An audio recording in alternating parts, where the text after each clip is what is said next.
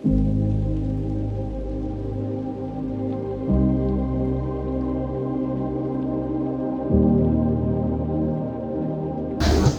my name is Adekwe, a volunteer advocate of disease sickle cell with Sickle Cell Awareness and Health Foundation SCAHF. Hi, my name is Wojik Precious.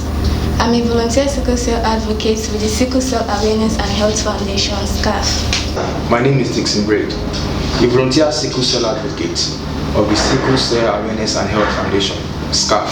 At SCAHF, we are passionate about educating the public on the disease sickle cell. So in this video, we're talking about sickle cell crisis and triggers. Sickle cell crisis occurs when there is an irreversible sickling of the red blood cells, which leads to the blockage of the small blood vessels that supplies organs.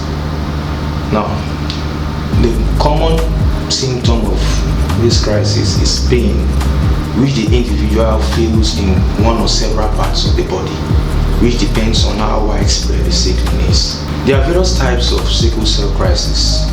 Now I'll begin with painful or vaso-occlusive crisis. This is the most common crisis. It is being triggered by the weather condition, stress, or infection. Sometimes it occurs without known triggers.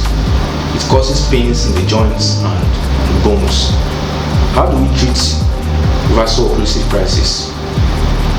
Through painkillers, fluids, and treating infections. But sometimes blood transfusion is advised. Hemolytic crisis. This occurs when there is increased breakage of the red blood cells, and it comes with known triggers. But unlike the VOC, this has excessive impact on the red blood cells, and at this point, blood transfusion is advised. Aplastic crisis. The anemia in aplastic crisis is responsible for the shutdown of the production of red blood cells in the bone marrow. This will cause profound anemia, especially with people who have sickle cell.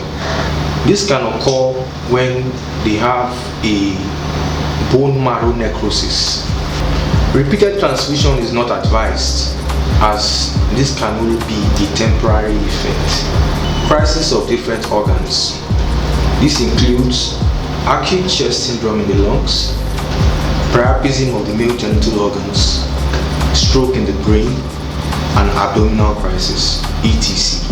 Crisis of an organ occurs from the VOC, but the only difference is only an organ of the body is affected, and this organ will cause a major source of pain.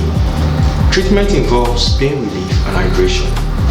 Hospital visit is advised for stroke, acute chest syndrome, and priapism. Sequestration crisis. This happens when blood is trapped in the spleen during a crisis, and it causes the enlargement of the spleen and anemia. In this type of crisis, immediate need is blood transfusion, repeated transfusion, and the eventual removal of the spleen is done. When someone who has sickle cell disease is not in a crisis, they are clinically stable and can live and function normally. What happens in a clinically stable state? A stable state is called the steady or normal state. It is how they live when they are not in a crisis. The blood level at this state is called the steady state blood level and must be maintained in order to keep the steady state. The packed cell volume of the red blood cells, PCV, during the steady state is between 21 to 27% for most people. Others have it more. Secondly, during the steady state, majority of the red blood cells have a normal shape. Some may sickle, but then they reverse to normal. Few are sickled, so blood flow through the very tiny vessels that is not blocked. There is less destruction of the red cells in the blood vessels and organs. Thirdly, there is a normal fluid balance and metabolism. The body doesn't lose more fluid than it is getting. The cells are not dehydrated. So, what happens during a crisis? During a crisis, an element of stress or a trigger causes the red blood cells to change shape. When this happens, the cells become sickled irreversibly. This means that they are the shape of a sickle. The cells are unable to flow through the very tiny vessels, which causes blocking and reduced blood supply, and as a result, pain is felt around the body. The sickled cells are easily destroyed in the blood vessels. That is because they do not last as long as the normal cells.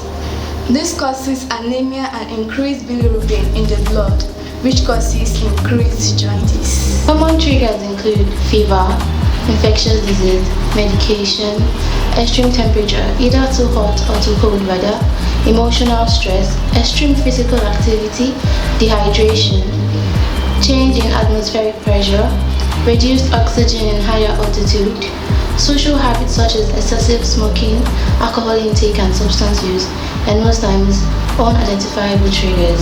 Each one of these triggers can affect normal metabolism and fluid balance and can cause a crisis.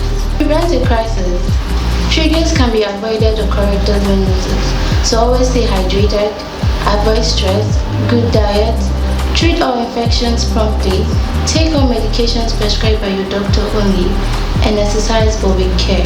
Most times, triggers can be unidentifiable, and in such instances, medical advice is required. Well, thanks for watching. Please do like, leave a comment in the comment section, and subscribe for more SCAHF updates.